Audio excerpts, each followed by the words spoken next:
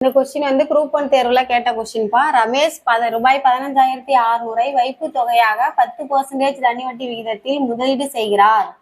ஒவ்வொரு 2 ஆண்டின் முடிவிலும் அவர் வட்டி தொகையை அசலுடன் இணைக்கிறார் எனில் 4ஆம் ஆண்டின் முடிவில் இணைக்கப்படும் வட்டி தொகை என்னன்னு கேட்டிருக்காங்க.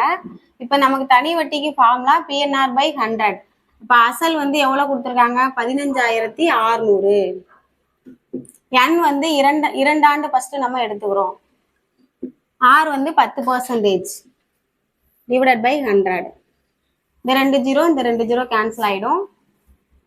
156 இன்ட்டு 2 2 6 12 மீதி 1 2 5 10 1 11 1 2 1 3 312 இந்த 0 போட்டுக்கிறோம்.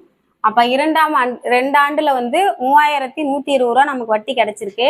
அவங்க என்ன சொல்லியிருக்காங்க? 2ஆம் ஆண்டின் முடிவிலும் அவர் வட்டி தொகையை வந்து அசலுடன் சேர்க்கிறாங்க அப்படின்னு சொல்றாங்க.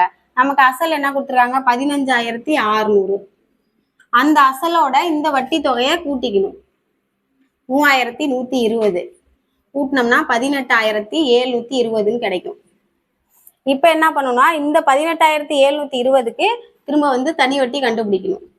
அப்ப அசல் வந்து இதுல 18,720 இன்ட்டு அதே 2 வருஷம். ஏன்னா 4ஆம் ஆண்டுங்கும் போது ஃபர்ஸ்ட் 2 வருஷத்துக்கு கண்டுபிடிச்சிட்டோம் 3120. அடுத்த 2 வருஷத்துக்கு இப்ப கண்டுபிடிக்க போறோம்.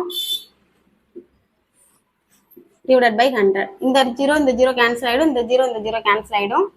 அப்ப 1872 இன்ட்டு 2 2 2 4 7 2 14 2 8 16 1 17 3744. C option right.